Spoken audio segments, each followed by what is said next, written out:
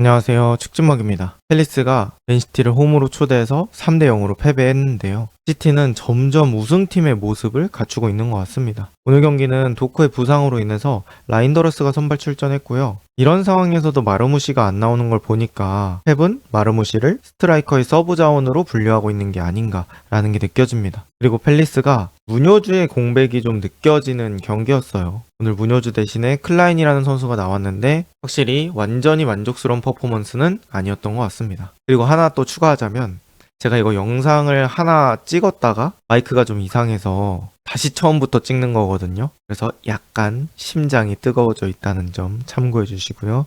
가보도록 하겠습니다. 일단 가슴이 뜨거운 김에 말하겠습니다. 셰르키 진짜 잘한다 하니까 진짜 잘하는 것 같아요. 일단 포든 득점하는 두 번째 골 장면에서는 어시스트가 정말 예술이었어요. 경기 하이라이트 보신 분들은 아시겠지만 두 명 사이 돌파한 다음에 거기서 밸런스를 끝까지 유지하면서 넘어지지 않았고 그 다음에 라크루아가 그걸 커버하러 조금 튀어나왔을 때 그 상대의 센터백을 끌어당기면서 옆쪽으로 포든에게 패스. 그리고 포든은 그거 잡았을 때 시간적, 공간적 여유가 있었고 그 자리에서 슈팅을 좋아하는 선수가 포든이다 보니까 깔끔하게 득점 마무리했습니다. 근데 물론 포든의 슈팅도 좋긴 했지만 그 전에 셰르키의 그런 작업들이 저는 상당히 좋다고 느껴졌고요.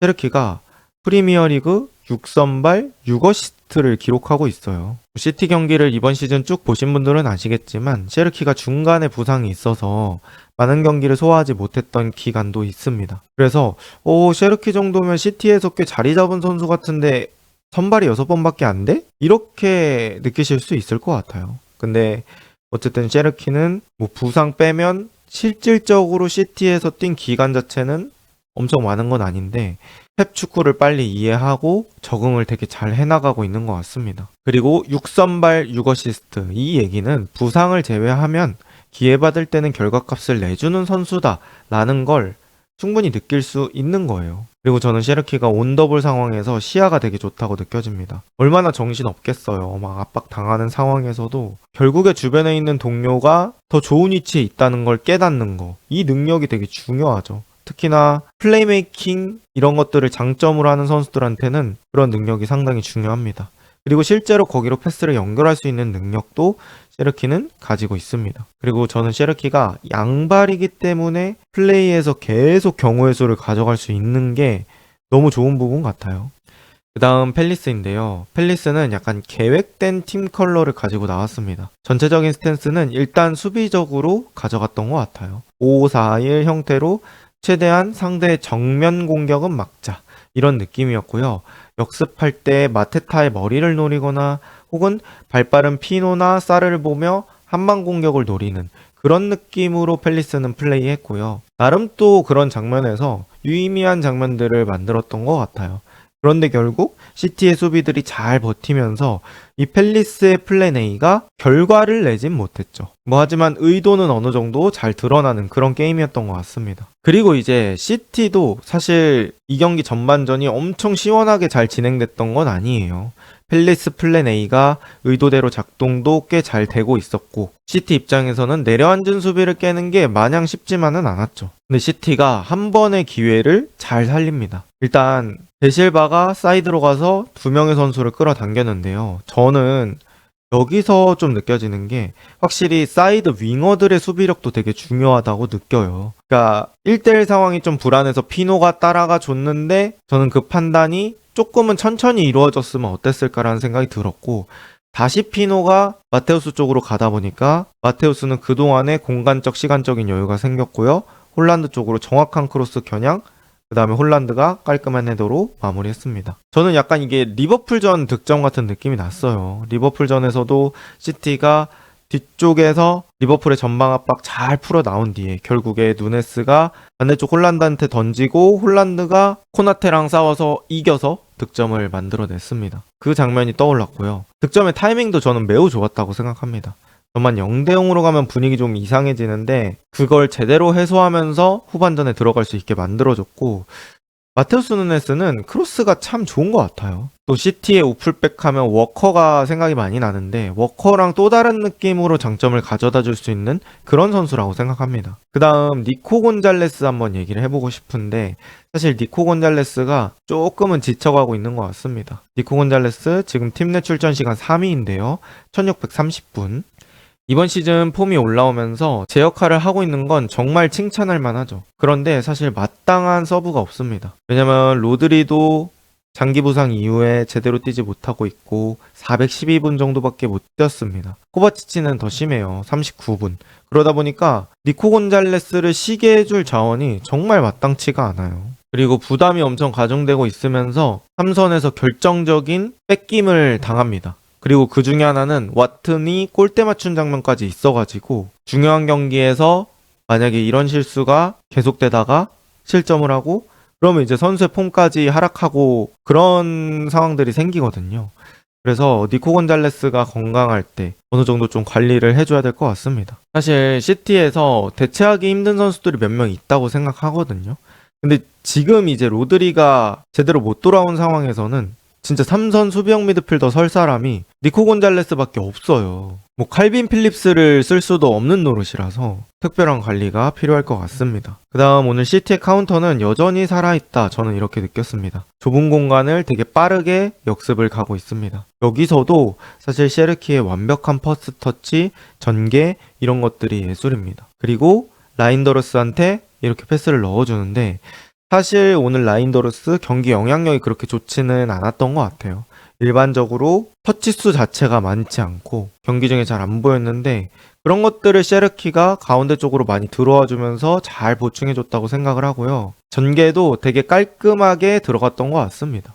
라인더러스의 부족한 경기 영향력을 셰르키가 잘 보조해줬다. 그 다음에 셰르키는 약간 이런 킬패스를 되게 잘하는 것 같아요. 본머스전부터 보면은 어느 정도 상대가 뒷공간을 만들어 놓고 있을 때 그 뒷공간에다가 약간 한 수 뒤를 보면서 패스를 넣는 걸 되게 잘하는 것 같습니다. 그래서 이런 공격 방식들이 또 이번 시즌 시티에 자리 잡은 공격 방식이기 때문에 시티가 올 시즌 다양한 플레이를 구상할 수 있는 이유를 보여주고 있다. 저는 이렇게 말씀드리고 싶고요. 그 다음 시티가 또 유기적인 후방 빌드업을 구사하고 있습니다. 주도하는 축구를 원한다면 아래의 질문을 좀 해결해야겠죠. 1번, 어떻게 상대의 전방 압박을 풀어낼 것인가? 근데 그런 장면은 지금과 같은 장면이 해결해주고 있다고 생각합니다. 라인더러스가 주고 앞쪽으로 갑니다. 그 다음에 그 공간을 셰르키가 내려와서 공을 받아줍니다. 여기서 셰르키를 맨투맨 하는 선수가 카마다였는데요. 카마다가 저 위까지 올라가기에는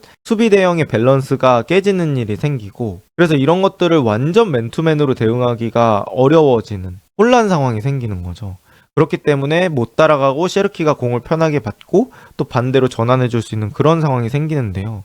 바로 이런 것들이죠. 누가 움직이면 누가 그 자리를 채우고 어떻게 보면 패배 축구는 구역 개념으로 이해를 하고 있다고 해야 될까요? 뭐 라이트백이라서 꼭 오른쪽에만 서는 것이 아니라 때에 따라서는 안으로 들어오고 다른 선수가 또 라이트백 역할을 해주고 막 이렇게 교차로 움직이면서 선수들이 전체적으로 이런 철학, 개념을 이해한 게 상당히 좋은 것 같습니다. 어쨌든 그렇게 후방 빌드업으로 하프라인까지는 되게 쉽게 넘겨놓는 그런 축구가 됐던 것 같아요. 그리고 펠리스는 약간 고질병이 있는 느낌인 것 같습니다. 펠리스는 70분 이후부터는 효과적인 압박이 잘 안 되더라고요. 이게 저는 맨유전에서도 느꼈어요. 근데 펠리스가 아무래도 유럽 대항전을 다른 팀에 비해서 하루 늦게 하고 오잖아요. 금요일에 하고 오다 보니까 이런 체력적인 여파가 있는 것 같고 이렇게 되면 당연히 간격이 벌어지고요. 시티 선수들은 볼을 소유하는 게 더 쉬워집니다.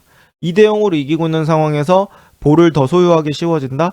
이거는 완전히 시티 흐름대로 안정적으로 갈 수 있다는 거죠. 그리고 이런 상황에서 펠리스는 사실 따라갈 동력이 많이 줄어든 느낌이 있었습니다. 그래서 펠리스 같은 팀은 사실 초반에 리드하면서 가는 게 좀 좋은 형태인 것 같은데 그게 좀 안 되는 게 또 아쉬운 것 같습니다. 그리고 이제 무뇨즈 같은 선수가 없는 것도 우측에서 공격적인 영향력을 줄이는 그런 원인이 되지 않았을까 싶습니다. 그리고 이렇게 해서 결국엔 무실점으로 마무리를 했거든요.